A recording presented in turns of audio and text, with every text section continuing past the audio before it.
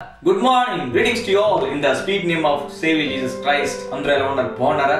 దేవునికి గొప్ప కృపను బట్టి రాత్రి కృప కలిగిన యేసయ్య చక్కటి క్షేమ స్థితిని మనకందరికి దయచేసి ఈ జనవరి 14వ తారీఖు దేవునికి మాటలు వినుటకు ప్రభు ఇచ్చిన సమయాన్ని బట్టి ప్రభు నామను మహిమపరుస్తున్నాం. అందరూ బాగున్నారు కదండి.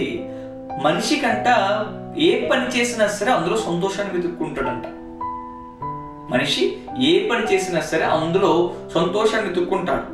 కష్టమైనా సరే ఆ మనిషి ఆ పని చేసి అందులో సంతోషాన్ని వెతుక్కుంటాడు. ఉదాహరణకు ఏదైనా పని ఉందనుకోండి, అది కష్టమైన పనే అయినప్పటికీ ఎప్పుడైతే ఆ యొక్క వ్యక్తి ప్రతిఫలాన్ని పొందుకుంటాడో కష్టాన్ని మర్చిపోయి సంతోషపడతాడు. మనం కూడా మనలో చాలా మంది ఉద్యోగాలు చేసేవారు ఉంటాం. సో ఉద్యోగాలు కానీ వ్యాపారాలు కానీ లేకపోతే చిన్న చిన్న పనులు లేకపోతే పనులు కానీ చేసేవారుగా ఉంటాం. ఆ పనిలో మనకు కష్టం ఉంటుంది. అయినప్పటికీ ఆ కష్టాన్ని మనం ఇష్టపడి చేస్తాము.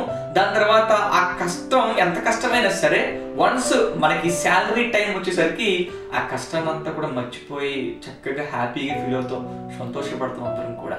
నిజమే కదా ప్రియులారా? నిజమే కదండి.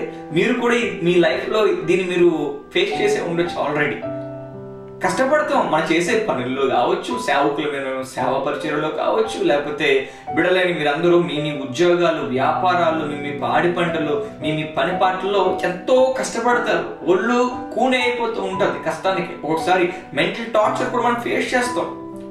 ఒకసారి నిందలు, హేళన అందరూ కూడా ఫేస్ చేస్తాం మనం చేస్తున్న వర్క్స్ లో కావచ్చు. కానీ ఎంతగానో అలసిపోతుంటది శరీరం. కానీ ఆ సందర్భంలో ఎప్పుడైతే మనకి ఆ నెలాఖరున మనకి శాలరీ వస్తుందో లేదా నెలకు ముందు శాలరీ వస్తుందో ఆ శాలరీని మనం దృష్టిలో పెట్టుకుని చాలా సంతోషంగా మనందరం కూడా ఫీల్ అయ్యి మర్చిపోతాం, ప్రభువుని మనం మహింపరుస్తాం. కనుక ప్రతి పనిలో కూడా మానవుడు సంతోషాన్ని వెతికేవాడిగా ఉంటాడు. బైబిల్ గ్రంథంలో దేవుని యొక్క బిడలైన మనందరం కూడా దేవుని యొక్క చిత్తాన్ని మనకి జీవితంలో నెరవేర్చడంలో సంతోషాన్ని మనం అనుభవించాలి. ఒక భక్తుడు తెలియజేస్తాడు. కీర్తన గ్రంథము 40వ కీర్తన 8వ చరణంలో దేవుని యొక్క మాటలు ఈ రీతిగా సెలవిస్తున్నాయి. అంటున్నారు, నా దేవా నీ చిత్తము నెరవేర్చడం నాకు సంతోషము, నీ ధర్మశాస్త్రము నా అంతర్యంలో ఉన్నది. ఇక్కడ దావీదు భక్తుడు ఇస్తున్నాడు, నా దేవా నీ చిత్తం నెరవేర్చడం నాకు సంతోషమయ్యా, నీ చిత్తాన్ని నా యొక్క జీవితంలో నెరవేర్చడం, నీ చిత్తాన్ని నెరవేర్చడం నాకు సంతోషమయ్యా అని చెప్పి దావీదు భక్తుడు తెలియజేస్తున్నాడు. ఈ సమయంలో ఆయన బిడలైన నువ్వు నేను కూడా ఆయన చిత్తాన్ని నెరవేర్చే వారంగా మనందరం కూడా ఉండాలి. ఆయన చిత్తాన్ని నెరవేర్చడం అంటే ఏంటి? ఆయనకి ఏదైతే అయిష్టమైన ఏదైతే ఉన్నాయో, ఏసైకు ఏదైతే ఇష్టం లేని విషయాలు మన యొక్క జీవితంలో ఏదైతే ఉన్నాయో వాటిని మనం పక్కన పెట్టాలి. 2, ఆయన అనుకున్న రీతిగా, ఆయన కోరిన రీతిగా వాక్యానుసారంగా నువ్వు నేను కూడా జీవించే బిడ్డగా ఉండాలి. అండ్ 3, నిత్య జీవనం సిద్ధపడే బిడ్డగా మనందరం కూడా ఉండాలి. అని అనుకున్న రీతిగా మనందరం కూడా ట్రాన్స్ఫార్మ్ అవ్వాలి. దేవుని బిడ్డలు కనుక ఈ విషయాన్ని మర్చిపోవద్దు. నువ్వు నేను కూడా ఆయన బిడ్డలు, ఆయన బిడ్డలైన మనందరం కూడా ఆయన చిత్తాన్ని నెరవేర్చే వారిగా ఉండాలి. నెరవేరుస్తున్నావా నా ప్రియ సహోదరి సహోదరుడా? నెరవేరుస్తున్నావా?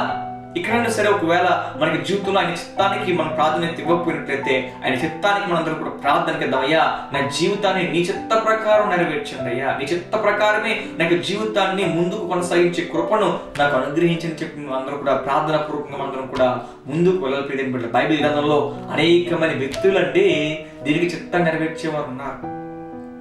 వారి జీవితాన్ని ఒకసారి మనం రీక్యాప్ చేసినట్లయితే, మనం చూసినట్లయితే వారి దేవుని చిత్తాన్ని ముందు చేసే వాళ్ళు, తన ద్వారా దేవుడు వాళ్ళని అనేక రీతిలుగా వాళ్ళని ఆధ్యాత్మికంగా బ్లెస్ చేశాడు.